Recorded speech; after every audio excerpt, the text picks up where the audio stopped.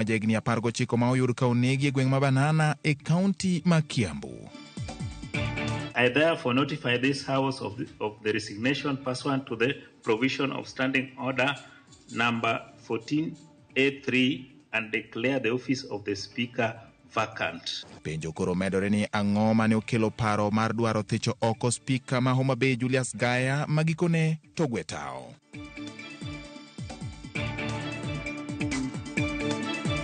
The taste of life is here. My friends and I actually think it's better than butter. Perfectly salted. It's better than butter. Onja margarine from Pwani Oil. Better than butter.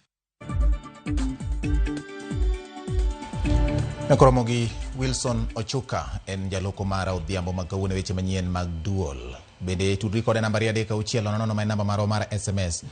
Facebook Ramogi TV Kenya, mbui mar YouTube Ramogi TV Kenya ka XN @Ramogi TV KE. Machigni nyinga en George Bati. Rawera moro ma jahigni 25 nyowito ngimane odhiambo manyoro e chiro ma Garissa manitiere boma ma Kisumu bang' jawala wadgi goye gi adhong' bang' winyruok bedo e wi omenda maromo $200 kende. Komanda mar obila ma Kisumu Central oyango wachni kolero ni yawuoyigo ne laro $200 mane giyudo bang' uso wuoch moko mag boots ne customer moro. Jopiny nopodho kuom rawerano gi gocho gino manochuno obila mondo chop miorese. Lydia Okeyo nigi ler mar wachni. En midhiero mano timore odhiambo manyoro e chiro ma Garissa e boma ma Kisumu e kind rawere ariyo ma johala bang' gwandruok e wi ohand $200 mane giyudo bang' uso ne customer. Gwandruok mano okelo tho mar rawera ma jahigni 25. Ne gigo biashara moro godhiambo to biashara ne ok gielewana maber. Koro ka nabiro na wuotho along the street to boy ni oromo koda to aromo gi ng'ama ne omiyo biashara ni wuoyi mothon. Koro gichako yware stoch pesa. Koro stoch pesa ni ka giyware ema boy ni ogielewana mafain tema boy ni ogo wadi nguma achiel kende temo collapse. Okelna wach ni ng'ato achiel miluongo no Toy ogo kijana miluongo ni Oscar. Adhonga achiel matek. Ma Oscar remo wuok e ite. Wachore ni rawerano nowito ngimane kaluwore gi hinyruok marach manoyudo e wiye mana thuolo machuok bang' ka nochop kode kar thieth e kinde mane girito mondo mirang kadi mare mar thieth. Pod ne delay mar kade mantiere. Temo breathe, koro nochako breathe ma different. Koro breathe mogik to kowuoyo. Koro no sweat, then sweat no stop, then olinga. Koro zego anakia no to. Koro ka dakteje ga deng'i to yudo ka en ng'ama osadhi. Jopiny mano opongi ich wang' nyopodho kuom rawera mano onekono gi goch gino mano ochuno obila chopo mondo mi orese. To ino ba yudo ka kijendo oserodho. Mo ogur ka Yesu kama elo. Mana paro kata ne to ini be yawagi onego. Koro ka dhi bute mos ne okaeto yie pod gwecho oyweyo. Ayara katino polisi pore kanyo gi squad marabet. Ne watomo ng'weche ndi. Kata ana adhi manyumora me ward. Johala ma Garissa wacho ni jalno en jendeke kendo osebedo wich bar ne johala makanyo kata mane kinde mokalo ne osemake ma oteri ka obila. En kijana mosemiyo washida Garissa lojka. Anda paro ni koro mae nyo bedo giko mar mondo bed leso ne wan. Nyathi mane koro nikoni to wasebedo kode gi problems mang'eny. Oyaro lweny to poko chopo kama ochopo ino. Nyaka yale ofisa poko ka 1 month. Gijo wete gi magiloko go around about waka makachicha. Osebedo gi CV marach ka okwadwa riambo. Ocha yale mana kane gigomba na gijo wete gi magiloko kacha magidhi ka police. Ma police nondiko barua mobiro ofisa kacha. Giko kwe kin johala go kaka yor neno ne gitimo hala gi kwe ka bende gidwaro mondo milu chik gi jagono kaka yor geng'o midhiero makamano e kinde mabiro. Lydia Okeyo, Ramogi TV. Koromogi wamedo kwayo mondo winjruok obedie e kind jogo ma tiyo kamoro achiel kata koponi nitiere gimoro moriwo oganda ahinya motenore kod weche mag pesa nikech omenda joma thoth koni no ndhogo ruoth omiyo nyalo kelo pogruok mathoth to tho ka jobedo gi horuok ma winjruok obetie tinyalo geng' masiche machal kod ma otimore e gwenge ma Kisumu. Ka wawere kod mago, pod wane mondo tine kod weche mag tho kama oyudo ni ringre nyadendi moro ma jahigni 19 oyud ka owiti e puoth rabolo e gwenge mag Banana e kar chung' od bura ma Kiamba e kaunti ma Kiambu. Familia mar nyadendi Sharon Atieno mawuok Awendo, Migori obedo kod buok e wi masirano kendo koro gidwaro ratiro. Kaka jafwambo marwa Efi Nyakidi lero, nek mar joma mine osemedore ahinya e pacho ka e jumbe manok mokalo. Ma e kama nyokwanye ringre Sharon Atieno ma jahigni 19. Sharon wachore ni ne owuok Otieno mar tich Ang'wen juma mokalo to ne ok oduogo. Akasema natoka kiasi narudi. Unaona, mimi nikamwambia okay but usikawie. That day Thursday night, yeah, she left hivyo. Na like yeah, akatoka hivyo like sasa mimi nikamngoja. Unaona, kumngoja like mimi nilikuwa na watch movie at that particular moment. Nilikuwa na watch movie because it was so cold out there. You know, like it's been raining in the past few days hivyo. So nikamngoja like time like niliona like after 1.5 hours msichana hajarudi.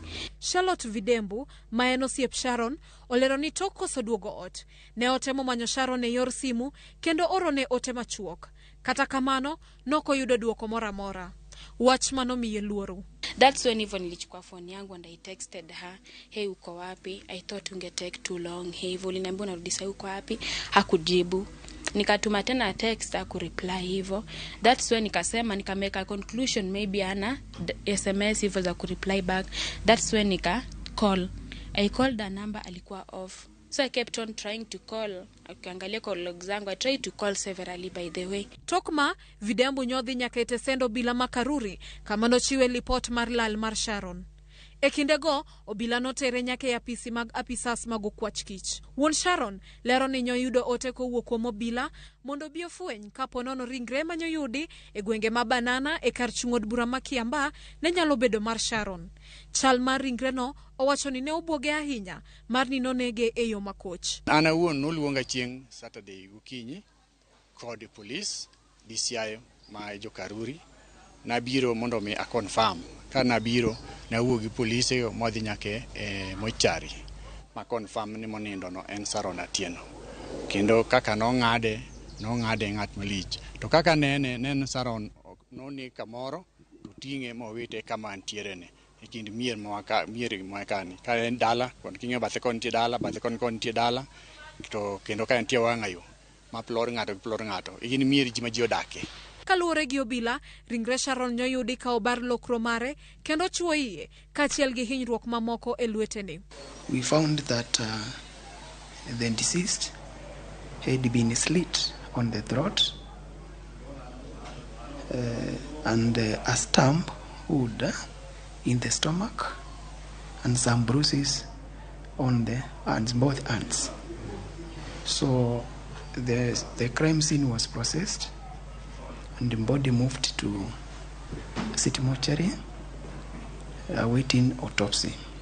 Wuon Sharon owacho ni en gi yie ni gima kama osetimore ka kwayo mare maduong' en mondo keto kenge makare manyalo konyo tieko nek mar joma mine. Nyathi manyako ong'item ng'iyane kata kubena nosiepne ong'e ni mano ng'ama nade. Nyathi ma wuoyi bende ong'e ng'ama wuotho kata kodak kamoro ong'e osiepene mowuotho godo nikech gima luwore sani ni tho bedo mang'eny kod nyithindo matindo. Koro an gima nyalo wacho ni jonyuol ni walamuru nyithindo Nyasaye ka giwuotho kama gintiere Nyasaye mondo oritgi. Thogni obedo mang'eny. Nairobi ka sani thogni ng'eny ahinya to panen Kenya te. Nek mar joma mine osemedore ahinya e jumbe mokalo pachoka kendo riwruoge makedo ni ratich oganda koro kwayo mondo sirikal odonjre kendo neno ni achije matimo timbe makochgi omaki kendo chwal e nyim doho. Efi Nyakidi, Ramogi TV. Mosne familia ma owito nyathigi ma pod tin e yo machalo kod mano. Jal moro ma jahigni 26 obeto jaode ma kod ojalo ma onego e gwenge mag Iravari e kar chung' od bura ma Mbere South ka nyithinde ma jahigni 9 kaachiel kod 5 ne neno. Jenesi ofundi ma wachore ni osebedo kod tuo mar obwongo kuom kinde machuok bang' ne wito hande. Iwacho ni nonego jaode Gladys Athara kar kogwen kendo tong'o jatije manitiere kar thieth gi sani bang' bedo kod gwandruok.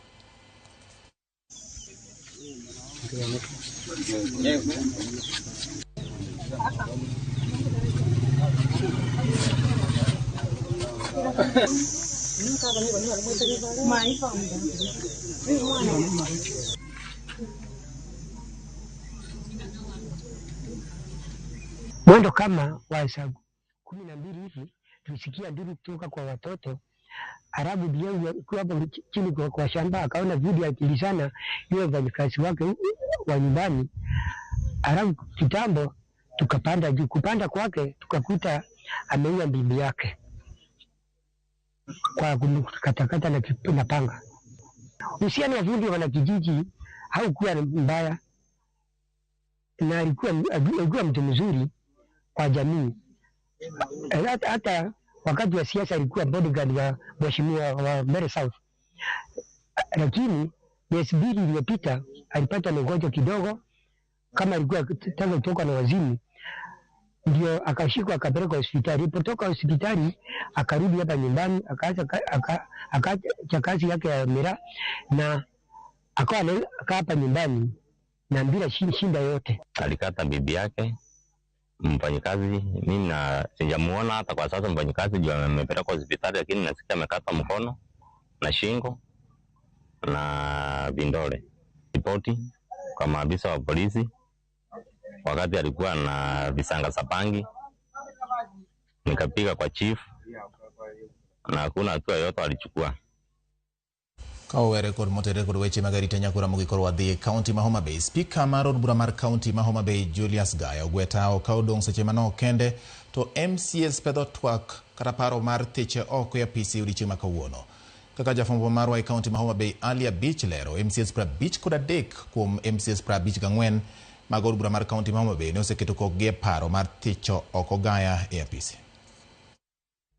Julius Odhiambo Gaya ne oyier kaka spika od bura mar county ma Homa Bay tarik 21 dwe mar 9 2022 kendo osebedo komno kuom thuolo mar higni 2 sani. Odiochieng' ma kawuono Gaya ne okawo okang' mar gwetao kendo weyo le mondo bang' ndiko ne karan ma kojolo od bura no Huntington Day mana seche machuok motelo ne chenro mane MCS nego mar thiche oke apisi. Kamoko kuom MCS mabe ne ok dwa ni waful nyinggi ne okon achiel kuom gigo mane omiyo gidwa thicho oko Gaya apise en ni ok osebedo kotimo maber gi MCS e od bura no. Maling'ling' mane wayudo en ni okinyi ma kawuono romo nobedo e kind MCS gi Governor Gladys Wanga kaachiel kod Speaker Julius Gaya kapok ne ogwetao mar temo pie weche. Kata kamano MCS go ne oramo maumo e gi piny nyaka githiche oke apisi. Gino makoro ne omiyo okawo okang' mar gwetao. Gwetao mar Gaya ne olandi ne MCS e od burano gi jalup Speaker Okinyi Sokomo bang' yudo barua mar gwetao mane ondiko ne karan mar od burano. Honorable member, this is the copy of the resignation letter. Honorable members, I'm in receipt of the resignation letter by Hon. Julius Odhiambo Gaya as the Speaker of this County Assembly addressed to the clerk pursuant to the provision of Standing Order number 14A1.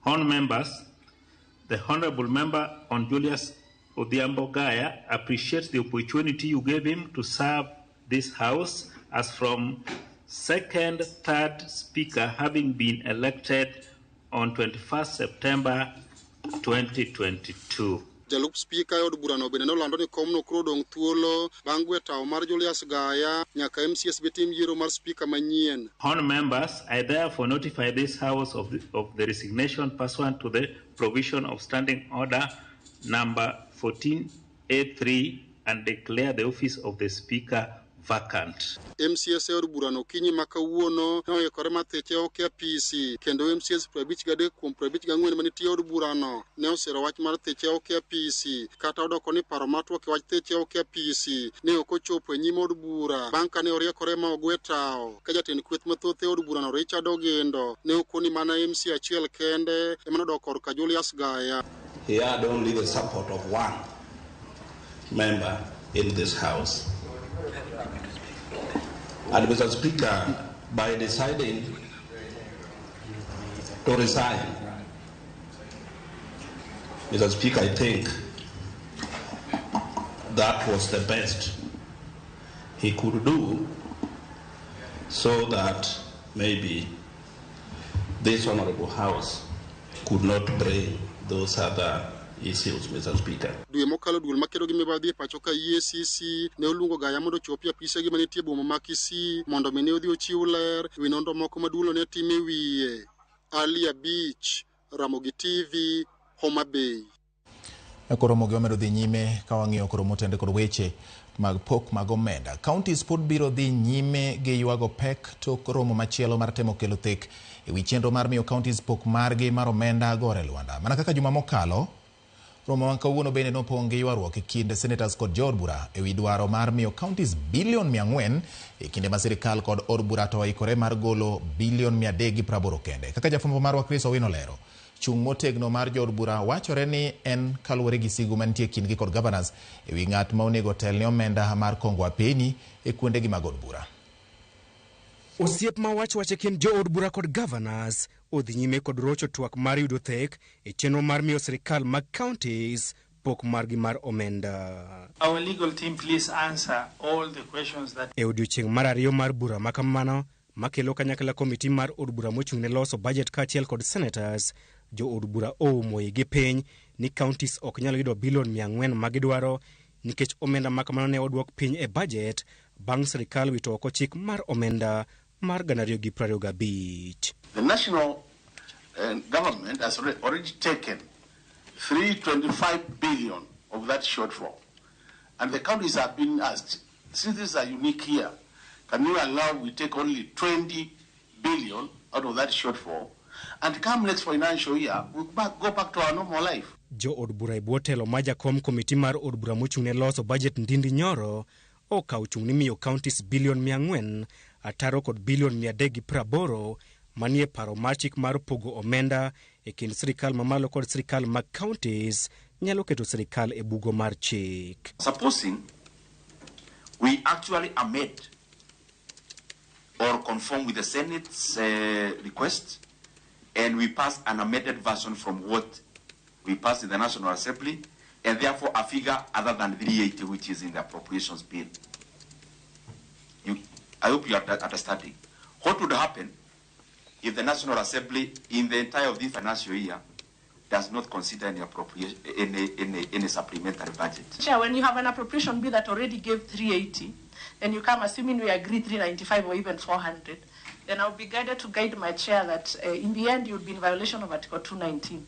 You must, the money that goes to the county must be without deductions. So you cannot, as a committee, make an informed decision to give 395 when from flowing from the appropriation, you already gave 380. Ler makamago olwar e it modinore mag senators mapod oramo ni counties nyaka yud bilion 400 kagiwacho ni sirikal mamalo ema onego kaw ting' kaluwore kod rem mar choko osuru ma okel kod okang' mar wito oko chik mar omenda mar 2025 paro ma ok kwed kod jo od bura. With all these many stories and the cul-de-sacs and it's going to be Karandora, forget about that.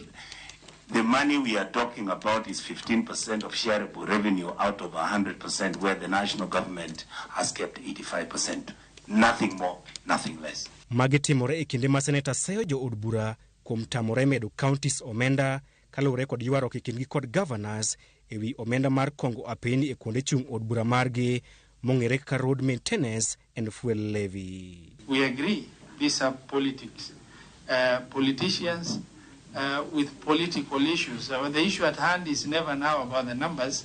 It's about the politics in the National Assembly and the case in court about RMLF. Kweth okinde mag senate kata kamano onyiso komitino ni poni jo od bura kod senators okochopo e winjruok jaga budget maduong' mar sirikal onego mi counties atamalo 50 mar pok margi mar omenda mar higa mokalo mar chwalo chenro mag dongruok. Ponono ni komitino okochopo e winjruok e bwo jumbe 3 mabiro, paro makamano idhi wito oko kendo chuno counties mondo oyie kawo bilion 380.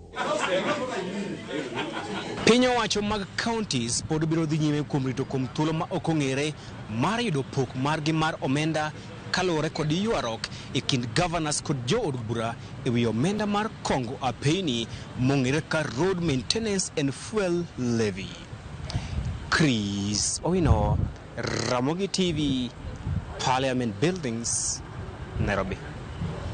Kowere kod mago nyakora mogen ni pinje mag Afrika geto lombo pinje maoko mondo ket omenda maromo $1 trilion 1.3 mar piny Amerika mondo tigo kedo kod midhiero ma ikelo kod lokruok chal kor lwasi kachop higa 2030. Mage oyangi romo mokelo kanyakla pinje mopogore opogore mar twak ewi lokruok chal kor lwasi madhi nyime e piny mar Azerbaijan.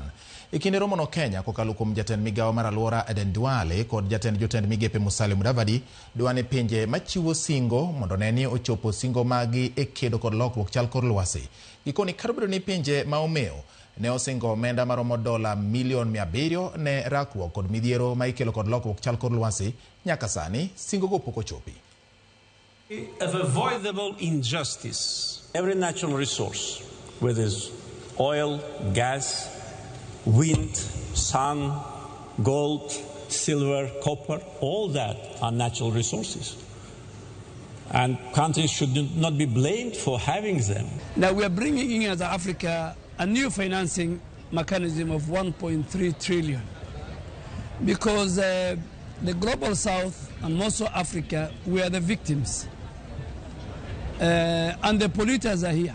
Tunataka tuone kwa mfano mashirika kama yale ya Benki ya Dunia, World Bank, ama benki kama African Development Bank, ile ambayo ni ya mataifa ya Kiafrika. Tunataka tuone sasa huo usaidizi ukienda pale ili mataifa zetu zianze kupata usaidizi kwa riba ambayo ni ya chini zaidi. Tunataka sasa tutoke kwa hiyo hali ya kuzungumza tu. Tunataka tuone kabisa kwamba hizi pesa ama huu usaidizi sasa umefikaje kwa hizo mataifa kama Kenya na zingine. Na tunataka tuone ni programu gani ambayo imepewa. Ni taifa gani limepewa kiasi gani.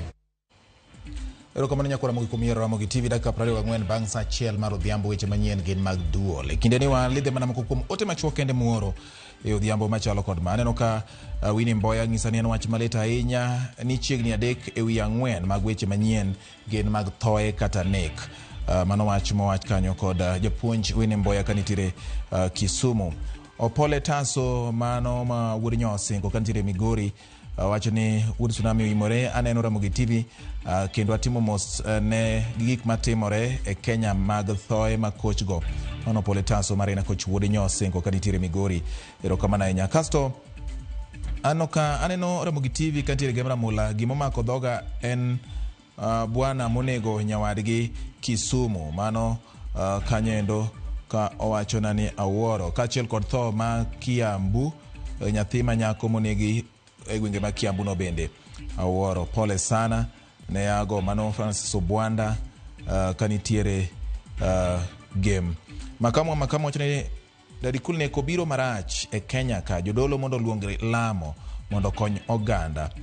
Kasto aneno ka Pat Gweng Jojo Yomba bende koni Awuoro nek makoro timore tinende ni. Shemutho wacho ni greetings Bati. Following news kenda mor nek mathoth moloyo to mine en wach makelo kuyo mathoth. Arita onego otim kendo neni joma timo timbe gi okawnegi ondamo mager mar chik. Acheje nyocha ondik nyinggi gi jopiny. Let them be arrested mondo jore orum. Okay, mogi Kenya tugo kabisa gi weche mag impeachment. Instead tiyo ne jopiny nyaka 2027 to koro sani gin impeachment makoro tich ok nyal tiyo yo makare. Gikinde ni inakaw yweyo ka waduogo to pod wan gi weche mamoko ma en duol.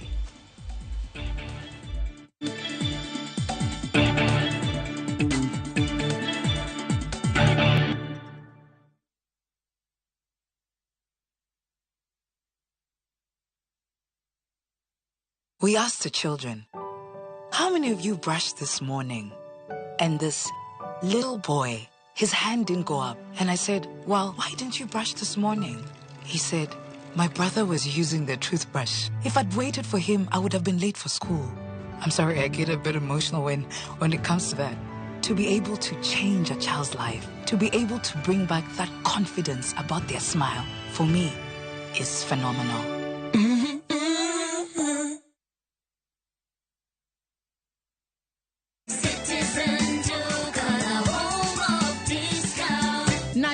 unapanga kwenda shopping, Citizen Duka na Quickmart inakuletea ofa mpya ya mama mpenzi. For only 1,765 shillings unapata unga ya ugali ya 2 kg at 109 bob, unga ya chapati 2 kg at 149 bob, mchele ya basmati 2 kg at 649 bob, skari 2 kg at 279 bob, mafuta ya kupika 2 liters at 539 bob. Hizi zote ni less than 2,000 shillings, meaning una save 332 shillings ukitumia Citizen Duka. Piga *487*5#. Chagua Quickmart, then chagua mama mpenzi. Lipa na utapata message ya kwenda kuchukua package yako kwa Citizen Duka counter ya any Quickmart supermarket karibu na wewe. Citizen Duka, home of discount.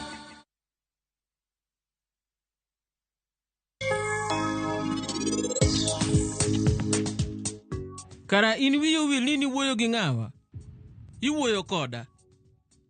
To ng'apara nini wuone manibira oda garage village kapod otin. Ne in kendi, ni kuyo, to kendo ni lich ahinya. Sir, okonegi som diary ng'ato kamano.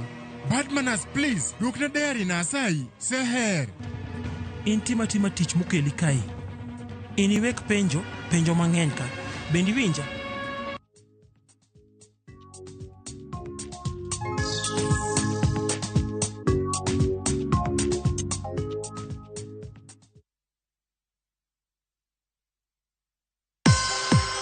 Safaricom kwa ushirikiano na Royal Media Services tunakuletea Safaricom Sambaza Furaha Caravan Rift Valley Edition kuanzia tarehe 11 hadi tarehe 17 Novemba mwaka huu. Mzazi William Tuva, Vincent Atea, Inspector Mwala, Munai Generali kutoka Radio Citizen na Justina, Judith JB, Olchore na DJ Wanapoi kutoka Chamge FM watakuwepo na zawadi pamoja na ofa maalum kutoka Safaricom, huku Ole Sauce Melodies, Second Junior na Vicky Brilliance wakiwakilisha kwenye burudani. Kesho tarehe 13 Novemba, Safaricom Sambaza Furaha Caravan Rift Valley Edition itaanzia Kericho kuelekea Brook, Chepsion, Kedoa, Londiani Junction na kumalizikia Londiani Town. Njoo tujumuike na kusherehekea pamoja msimu huu wa sherehe kwenye Safaricom Sambaza Furaha Caravan kwa hisani ya Safaricom na Royal Media Services.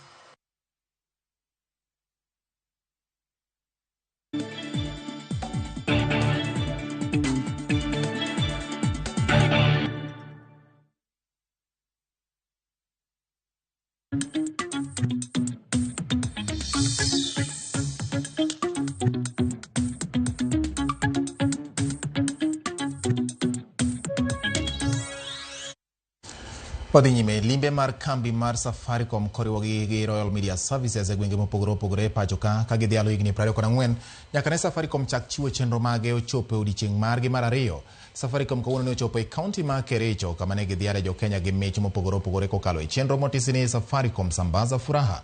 Fredrick Omondi Nyoler. Safaricom Sambaza Furaha. Safar mar kambi mar Safaricom kawuono ne ochopo e kaunti ma Kericho kama ne gilime bombe ma Kapkatet kod Kabianga kaito gikone goyo tache boma ma Kericho. Kuonde mane gichung'e ne gidhiale johera gi mwandu ma opogore opogore kaka simbe kod mich mag Christmas. Nimejishindia kuku na shopping. Nimeshukuru Safaricom kwa shopping ya mapema ya Christmas. Safar no bende ne gitiyogo mar neni chenro gi mag mbui ochopo e gwenge duto mapachoka.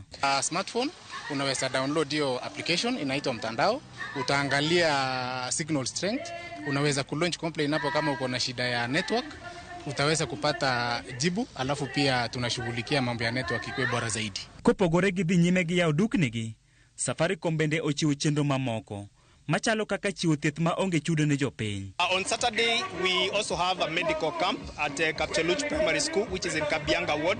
So we welcome our customers within Kericho to come for free medical checkups and treatment courtesy of Safaricom. Odiechieng' makiny, safar ma Safaricom e gwenge ma hoho mar okak dhi chakore e boma ma Kericho kochomo Brook, Chepseon, Kedoa, Londiani Junction nyaka boma ma Londiani. We have the youth setup that is for S-Hook that will be happening in Nakuru, giving them some practical life skills and also just training them to be entrepreneurs and also just give them skills that they can use to just enable themselves economically, yes. Fredrick Omondi, Ramogi TV.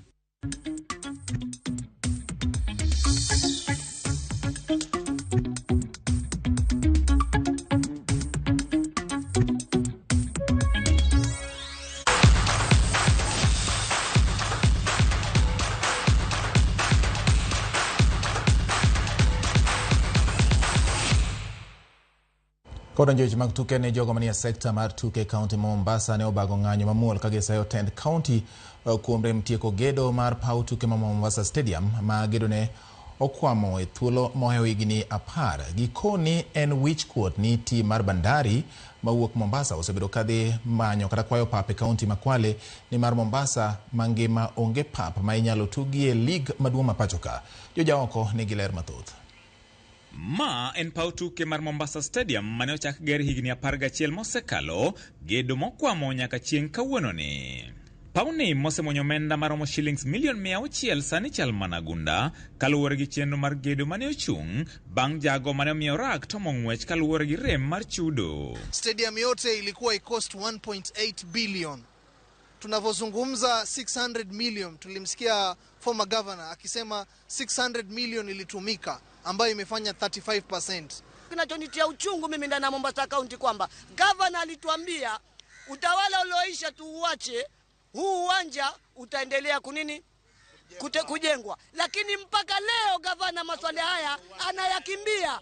Sasa sisi tunashindwa, governor huyu wa Mombasa pia yeye amekula hii pesa ama hii pesa imeenda wapi? Jogo manie sekta mar tuke koni tend county sano jwango pauno kaluro margi eni kidek chiu lopno ne joket mwandu mag ji giwegi mar gere ute manengogi oyweyo. Kwa mfano kiwanja cha Kongowea wamefanya renovation ya 30 million. Changamu wamewekeza 30 million. Na Likoni 30 million. Sasa kwa nini sifada wasiwekeze na hapa? Kwa sababu ili vijana wale migokaa na waburuze unga ndani ya Mombasa. Harambee Stars inaenda kucheza nchi kama Malawi. Harambee Stars timu yetu ingekuwa imecheza katika stadium kama hii ya Mombasa. Kwale Stadium tumeona imemaliziwa juzi walipokuwa wanataka kufanya Mashujaa Day. When will this stadium itamalizika lini? Ukiangalia Kenya nzima inatushangaa sisi watu vijana wa Mombasa, hususan Kisauni, Likoni na Majengo. Sisi huu uwanja ndio kwa tumeutegemea kwa kuenua vipaji vyetu. Sasa hizi vijana wetu wanapotea kwa miadarati, mogoka unakuja kwa wingi. Motelo ne mano, kamati mar od bura mar Senate mochung'ne rango kaka omenda jopiny tiyo ne otimo limbe e pauno kendo dwaro ni otieke mapiyo kaka nyalore. Ma kata kamano ne ok otimore. Place like Mombasa is known for its sportsmanship. It's known for its love for sports. It's known for the talent that it has produced. But you're not going to nurture talent without having the facilities and the infrastructure where that talent can be exercised and where that talent can be refined. The three options that we are going to consider. Option 1 is if national government is going to assist us. Option 2 is doing this in a very, very phased approach. It is going to be slow, but ultimately we will have to finish it. And option 3 will have to be through a public-private partnership initiative where someone invests their money and we will have to figure out a way on sharing revenue from returns of the property. En wach masani osim kamati yang gino makuruchiro jogo manie sekta mar tuke Mombasa. Tunaona wanasiasa hawa ambao tuko nao sisi na Mombasa County wanaanzisha mchezo ya mpira vumbi, viwanja ambavyo havieleweki, kwamba ati leo tunaona Mama Haki Cup, tunaona Profesa Namani Cup, tunaona Shipeta Cup. For what? Wabunge wetu sijui ni kazi gani wameenda kufanya kule. Wameenda wameshabikia Gachagua must go. Gachagua shatoka. Hili ni lenu lishughulikieni. Hakuna mambo mengine, ni accountability and transparency. Pesa zimetengwa, kazi ifanyike. Jogo manie sekta mar tuke e county ni Mombasa koni gimodong maginyalote mosani en mana bago ng'anyo mar sundo piny owacho to chutho ten county ma Mombasa mondo mi otie gedo mar pauni magikoni gedo mare osekwamo e thuolo moheyo higni 10. George Aoko, Ramogi TV, Mombasa.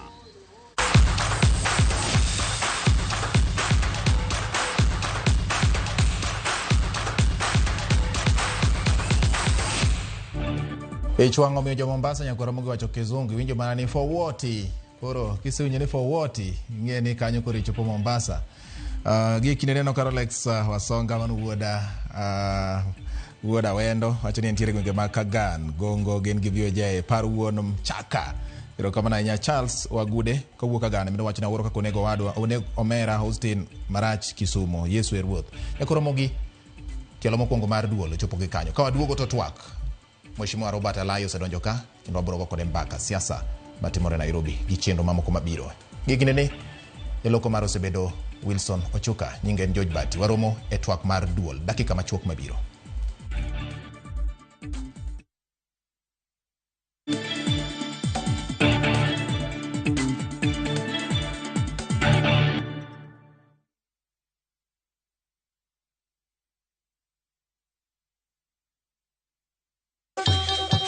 Ang'o mosetimore ne joma ne ochweyo Uganda wa? Adhi primary Kagonditi Primary School. Gin kanye sani?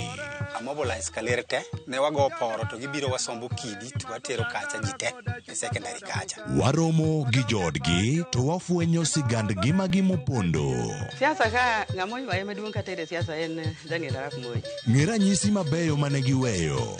Ne japiny opogore kata ng'ama ne nie duond loch ne neno ni kopo ni Kenyatta dhi Tom okawie thuolo ni mondo tanwa piny ni kaluwore gi mwaseneno kuom. Ang'o magitimo sani? To kata kamano be pod gin kodwa. Nakedo ne wach sukari ma jobunge jonjo kod Biwott nochaka ne bwana sukari. Gin kanye kod Walter Nyambaga tich ang'wen saa 3 otieno mana e Ramogi TV.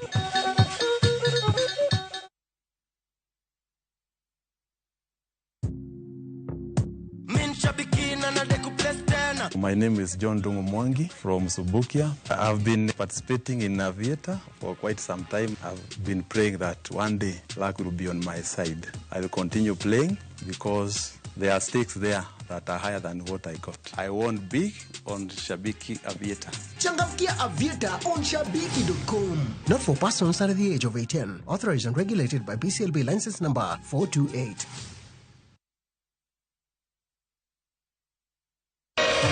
Ramogi. Regulation occurred through Gimilu public policy.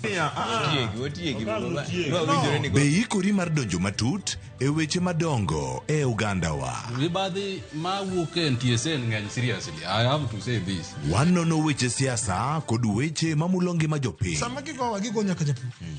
Nikech japur ni obro puro kande ni otere kanye. Buch jopiny en kama wamiyo pek paro kachiel kod nonro maintiere godo. Wan gi chike mabeyo matayo gigi waduto te. Ok diang watch every time ka ng'ato dwaro to waloko chike. Nyinga Trevor Ombija jandingo panga jonyakach dendo nombija taya nyakwar guoko cha pesa. Wanere kendo. Tich adek ka tich adek saa 3 otieno mana e Ramogi TV.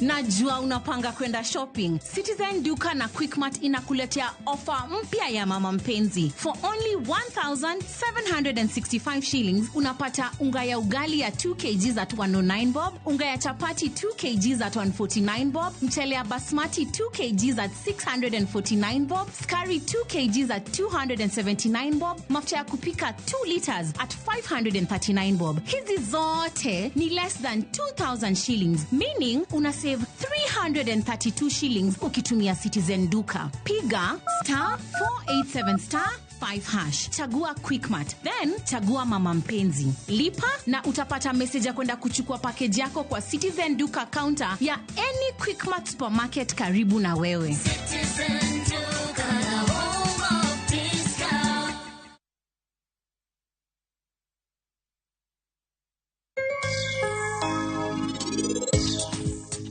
Kara in wiyo wil nini wuoyo gi ng'awa? Iwuoyo koda. To ng'apara nini wuone manibira oda garage village kapodotin. Ne in kendi, ni kuyo, to kendo ni lich ahinya. Let's open big doors that harbor progress. In all the places that we are. KCB ni yangu. KCB ni yetu. KCB ni yetu. For people, for better.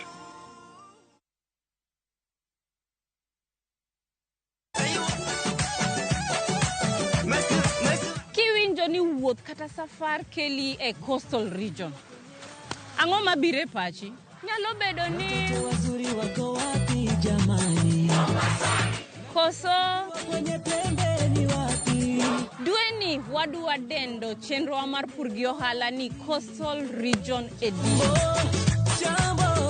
Edweni wadwa romo gi jopith mopogore mabende nigi lony korka pith kata pur magin giwegi timonegi maber e alwora ma wadendo ni coastal region. Kata nyinga opogore iluonga ni Mariamu onere tich adek saa 1:45 mana e Ramogi TV.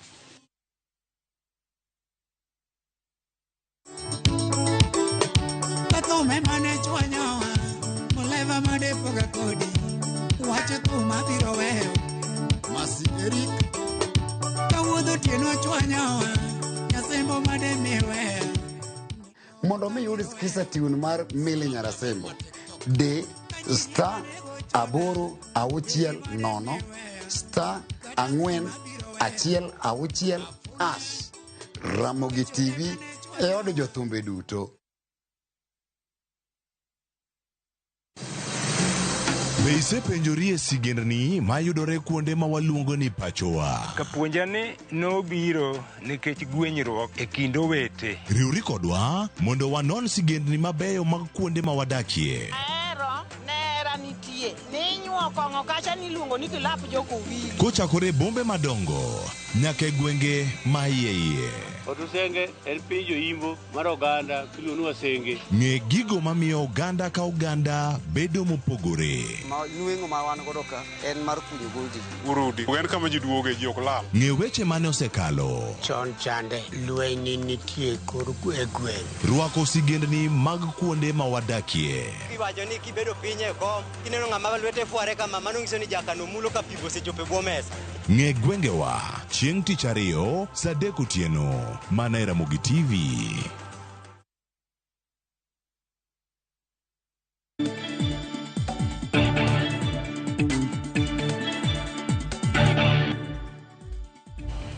Erokamano nyaka Ramogi kuom yiero duol e Ramogi TV mondo mi gik moko matimore bang' weche manyien koro donje twak marwa kaka pile tich ariyo ka tich ariyo na nyisi ni an ka ilotre bombija. Ayudo thuolo mar bedo koda MCA kata mjumbe mar ward ma Kileleshwa e boma ni Nairobi kama giyalo bura e od bura mar county ma Nairobi miluongo ni Nairobi County Assembly.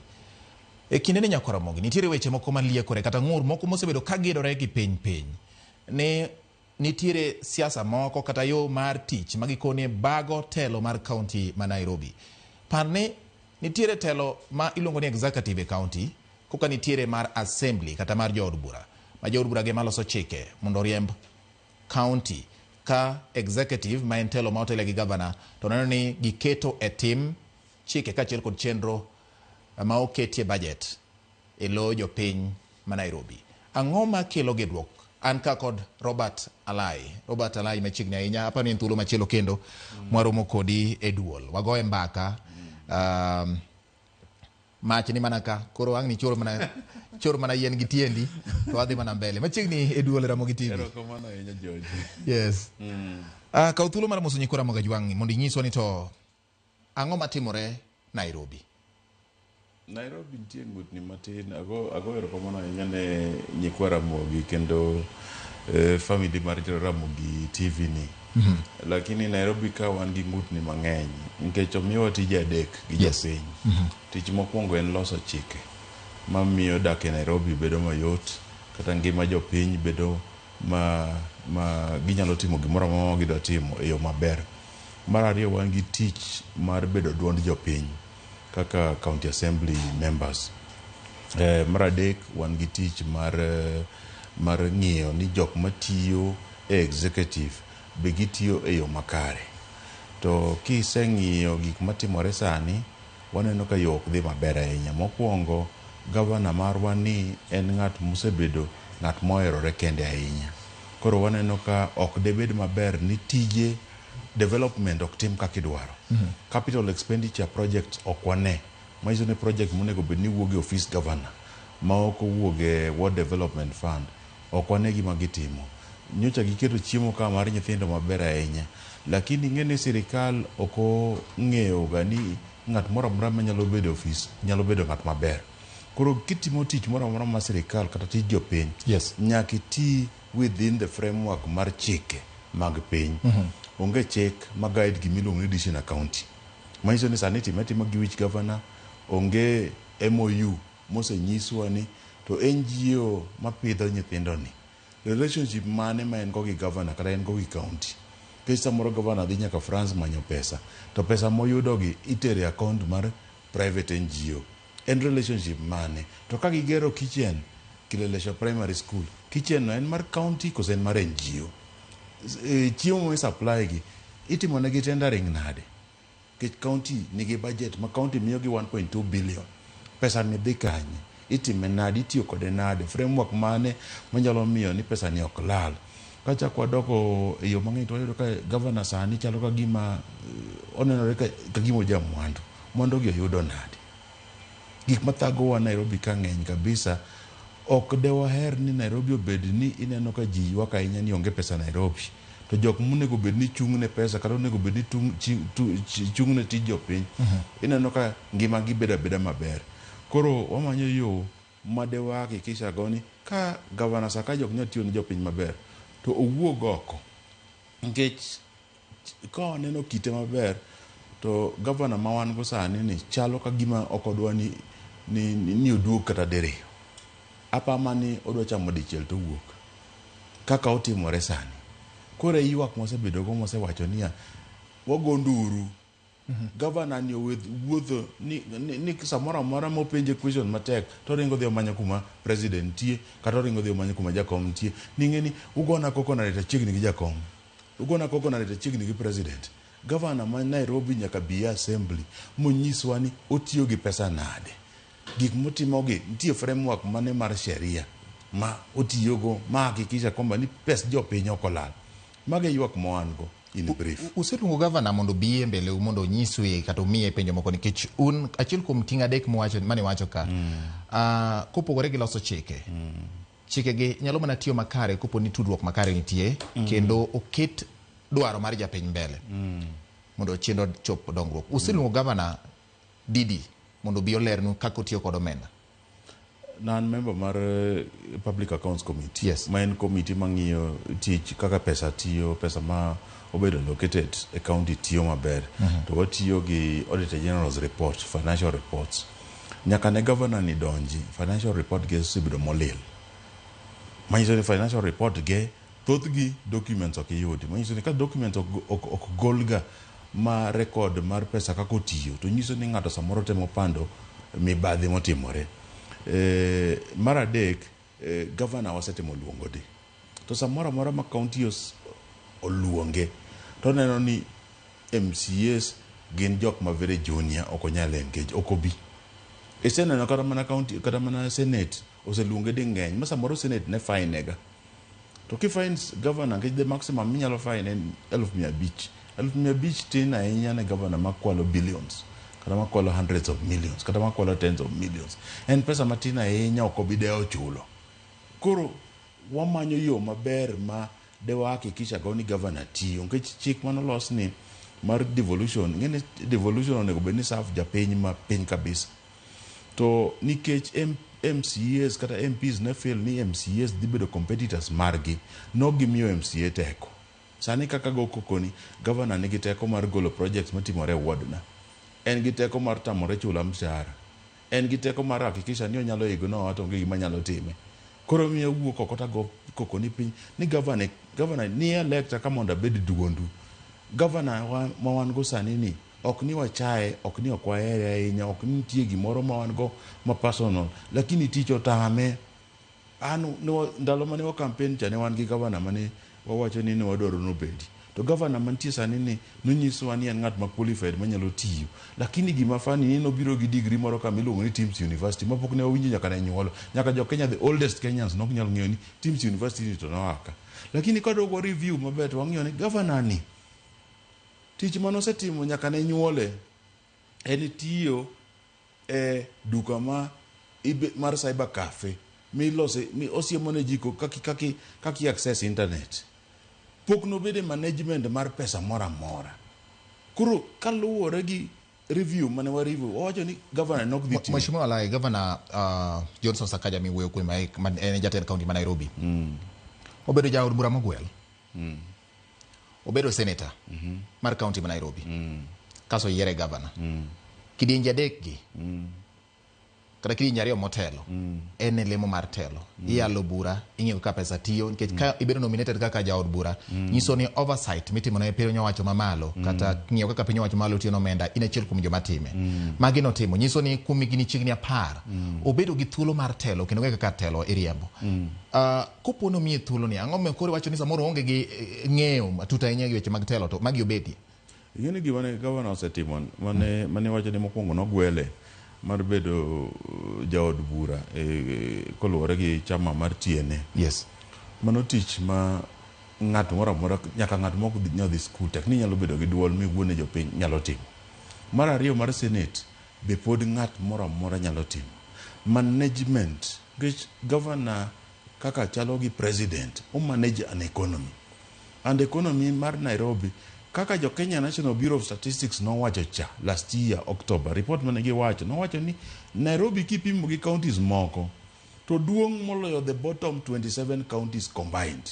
Kiriwo bottom 27 counties pod ok rom gi Nairobi. Economy ge duong' manyiso ni in essence ka wan gi 47 counties to Nairobi uting'o 27 bottom counties. Manyiso ni Nairobi e Kenya. Nairobi e Kenya. Tich mora mane governor osetimo mar cyber cafe attendant ni baso nominated MP baso senator ni onge mora mane nyiso ni onyalo bedo governor. And mistake ma paro ni watimo maduong' ahinya and samoro oketho oversight ni the next in light mondo bed governor gin senators. Kuro iyudo ka senators temo protect governors. Monyocho yudo kata mana ka itemo impeach Kawira Mwangaza dere.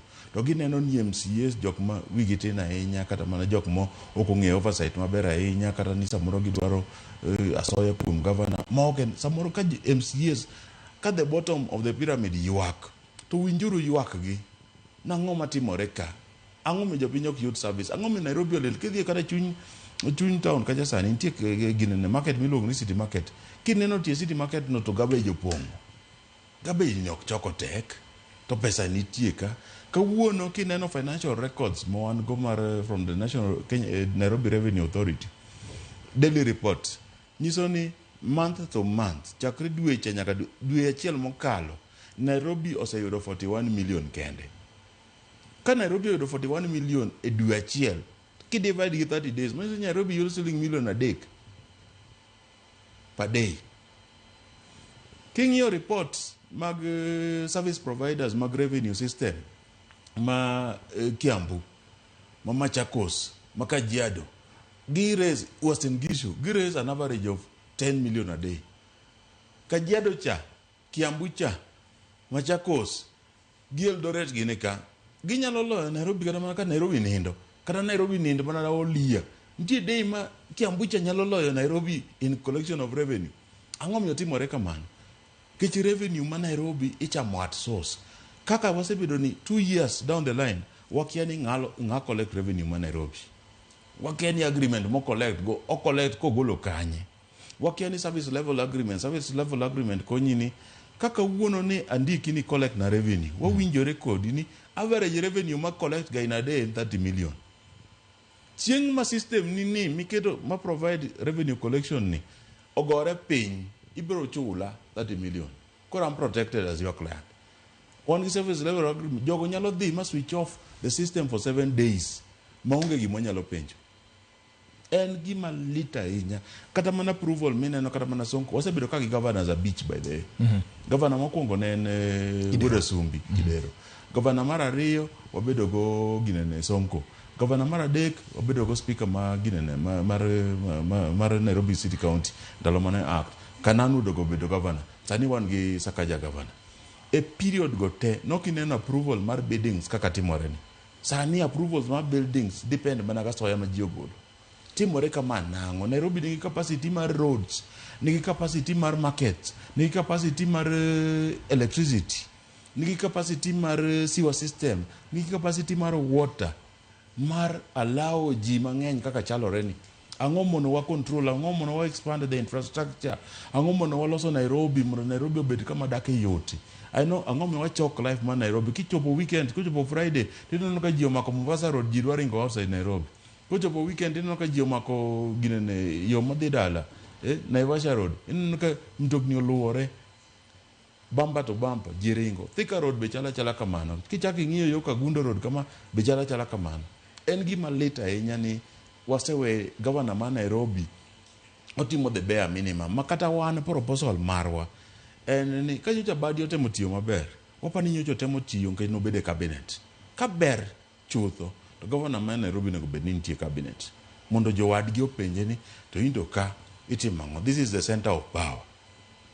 President romoga gi leaders te mar counties moko. For the first time today, waneno ko temo romo gi MPs magwa. To wapenje gara ni, when will you have a sitting gi president, gi MPs, gi governor, gi senator, gi women rep.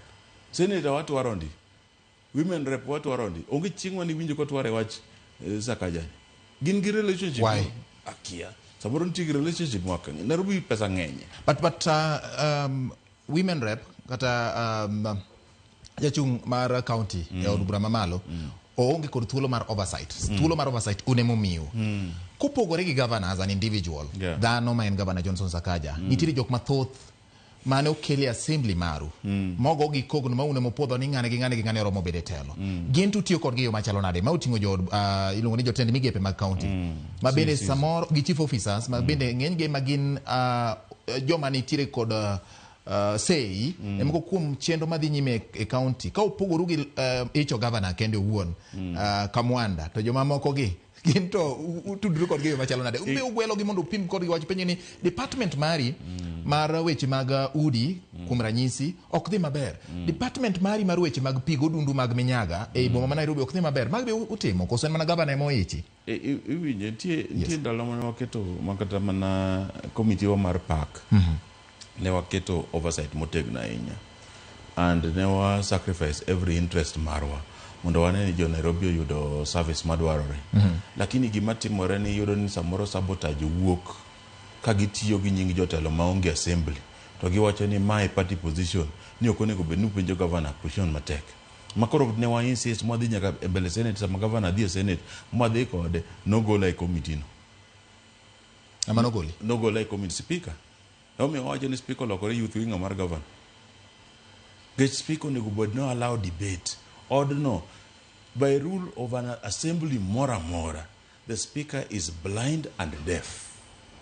Manyiso ni speaker ok nyal tiyo gi judgment mamare wuon mar decide ni ok odwa winjo wach no. Members onego debate ka ng'ato rwakore marach to speaker ok wuog ni aneno ki rwakori marach. Speaker rito member to raise a point of order. To speaker neno ka ng'ato wacho ni point of order to penjo members ni uparo nade. Orwakore marach koso korwakore marach. To speaker ng'iyo rule book mare. Koso ng'iyo rule book mare oyudo ni kaka jo piny wacho, kaka jo members, honorable members wacho ni adiero orwakore marach. Mane kaka speaker timo. To kochopo kama koro speaker decide ni motion ni biro, statement ni ok bi, bill ni biro, bill ni ok bi. Iyudo ka nitie problem. Makoro oversight moro manyalo timore ma important onge. Waziris, wan gi chief officers waziri, gi wacho ni sani orders gi wuok kum ji ariyo mantie office governor ma Riverside. Main David Njoroge gi Osman Khalif. Nika gitima gimoro ma ji ariyo go okogosi. To magi gin osiepe governor. Gin substantive position moro chief of staff gi moro nitie gi position moro ma bok understand kada iluongo ni liaison officer. Iwinjo. Baso governor mwatiyo go ni otamore appoint a substantive ngini ngat ma senior ka koro kara ne governor ne tiyo marach ngat ma senior most manyalo tiyo maber e county ma you hold mine ochalo head of public service but at the county level you only county secretary nyaka ne wadonj ka onge substantive county secretary maiso ni okodwa appoint ni neno vihiga nyocho appoint gimoro mafani monge kare constitution miluongo ni deputy county secretary Bango appoint deputy county secretary, county secretary himself.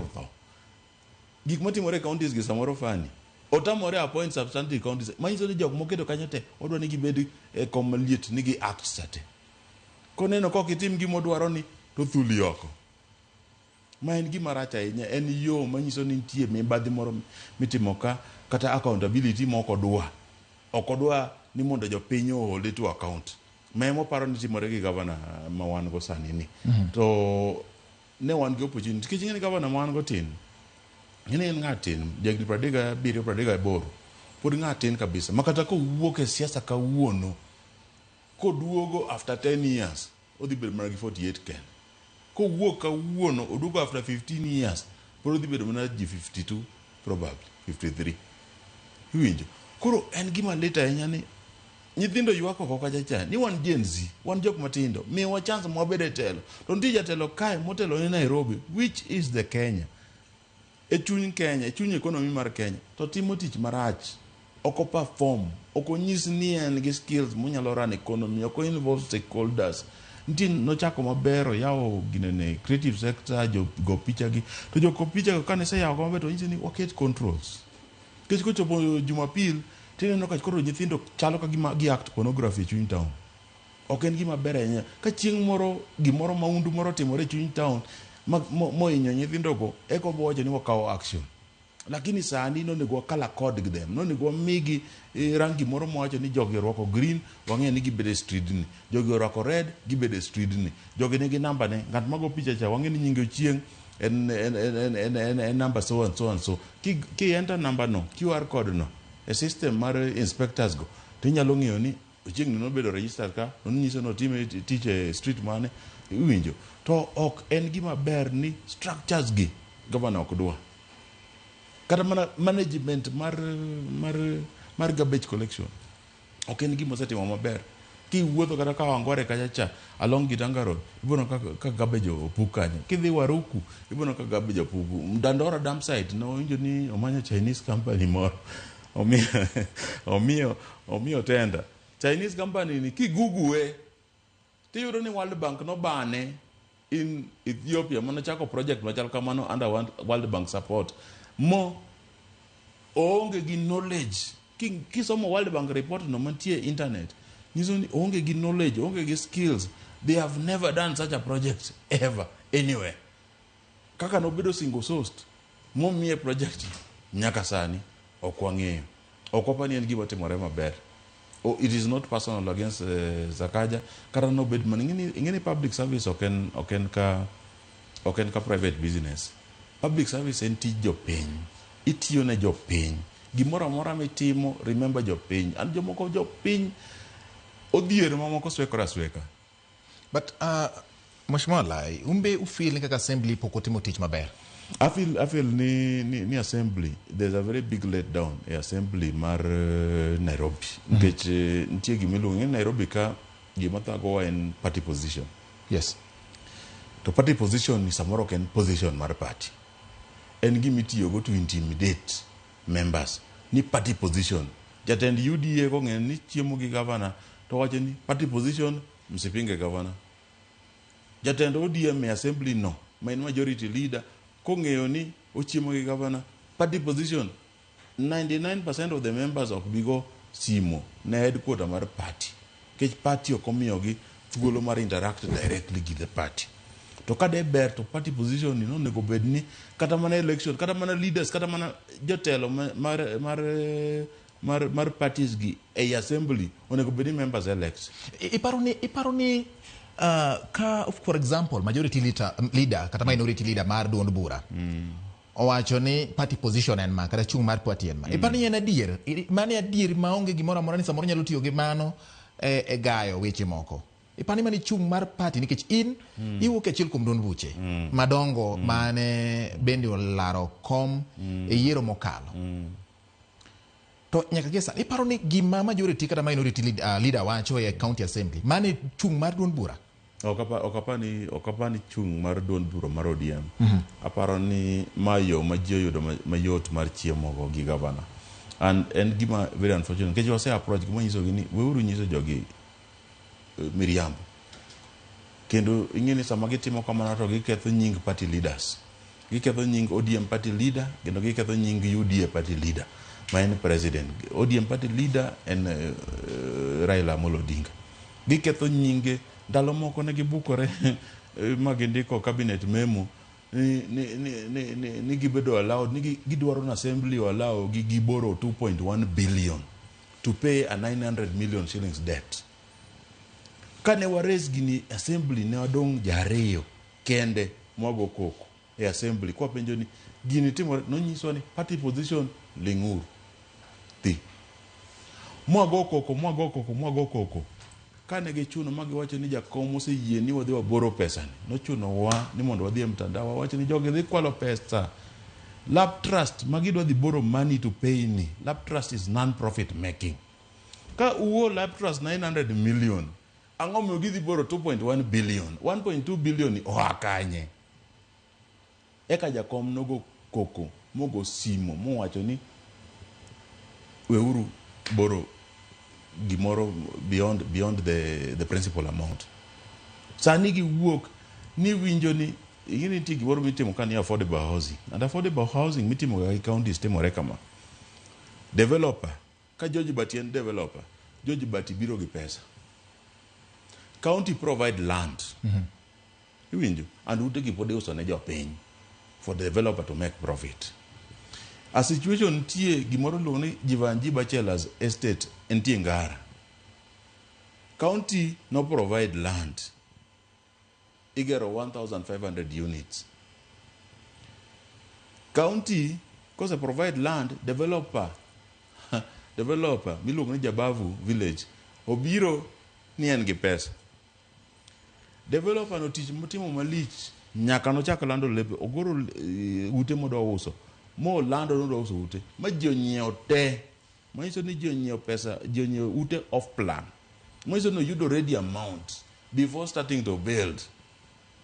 Ute gi otame kata mana kalo 30% completion.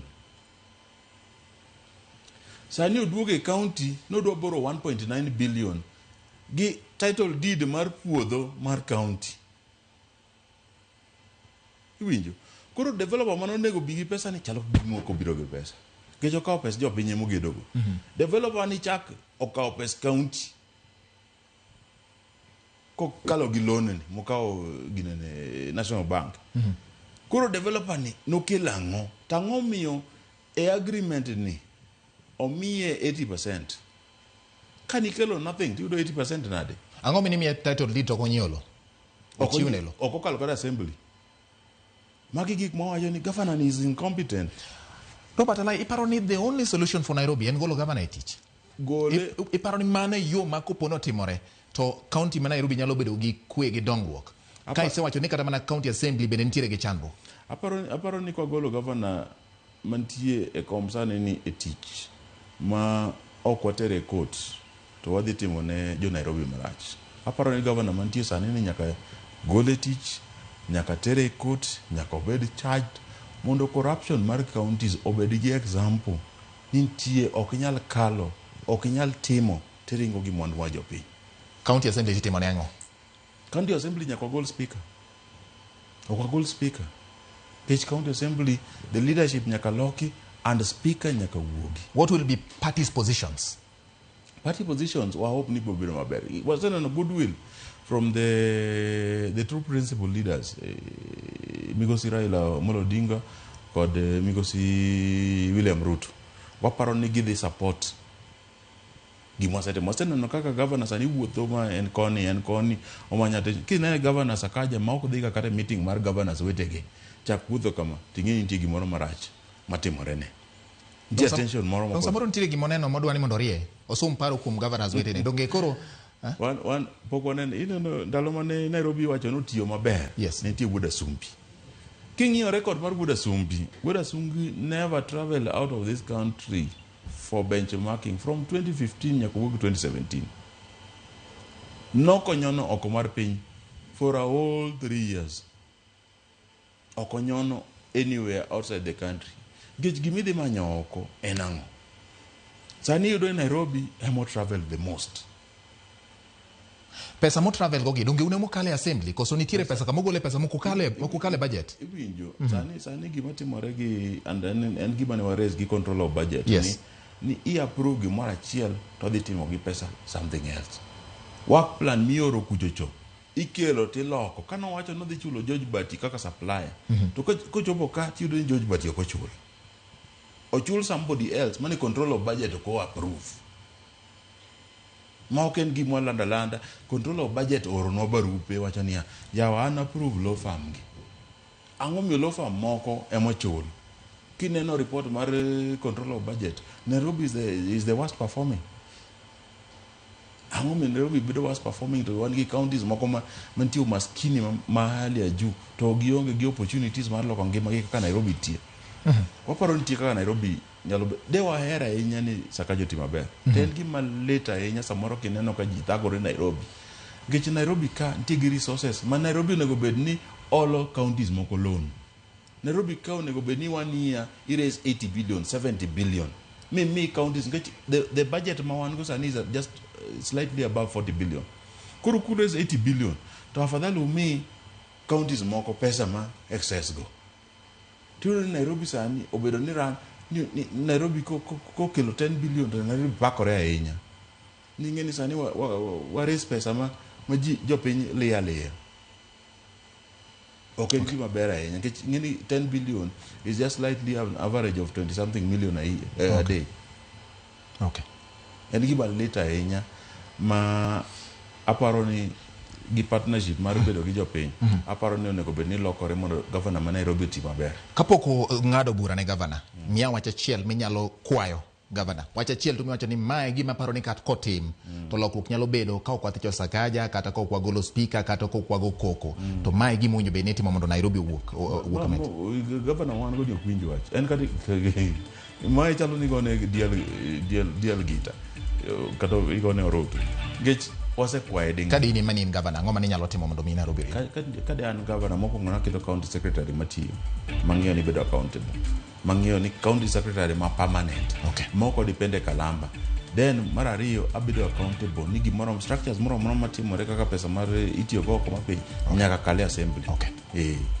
Kale assembly waketa ni jopiny. Nyakora mogi duond Robert Alai jaod bura kata MCA ma kileleshwa ward manitire Nairobi ka koko kode mbaka wi chal mar siza ma Nairobi okoni weche moko gedore kama minority gi majority wacho ni party position kata chung mar duond bura miyo samoro gibedo kod pek. Nairobi dung yo golnouru taka isolo ba Nairobi wakta be okmewa PA state okonyisa nyinge kasto wacho ni weche siasa olowa mano Clinton Popizo kasto George Bati Moremos na mheshimiwa Robert Alai Eric Chida ka wuok Boya wacho ni aluo duol mosero kama na nya mheshimiwa Alai ero kama na nya aparo ni kabeto koro wabro loso thuolo mondo bi ka gi chiel kum either minority kata majority mondo wagone mbaka ne chiel ka chiel nikech speaker bende winjo duondwa kata dowa obiro biro mondo wapenje ne to gik miwacho ni samoro nitiere kaka weche moko tudore e yo ma mor MCS owachi ang'o mondo ji orie Nairobi oriere ka ji duto golo duondgi. Mano en duol mogol kid Robert Alai nyakora mogi kunso chal mar Nairobi e weche mag siasa kachel kod telo. Ka kamano kamano kum kete duol obro luongo gi kendo chieng' machielo mondo koro menya ne ler ka koni gi kocha nitie. Nyinge George Bati lo yamo siro duol oriti masane.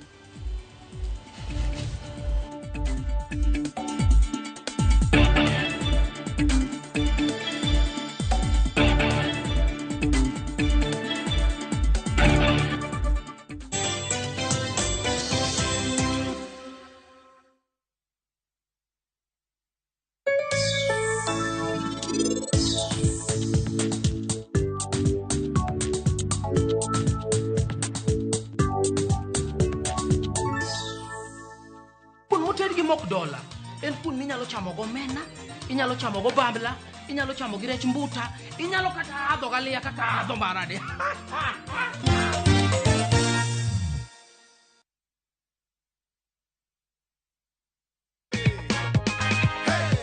Wacha nikupatie ushikilie cheki yako. Uhakikishe ni cheki ya shilingi 50,000. Si unaona? Kabisa. Hii inaitwa the Jipange goodie bag. Atuambiange watu nini iko ndani. Tutaenda kuangalia nyumbani. Leo mimi nafurahi sana. Hata unakaa kufurahia? Mimi nafurahi kabisa. Hata msichana wangu aliniambia ukipata hiyo ndio taamini ni ukweli.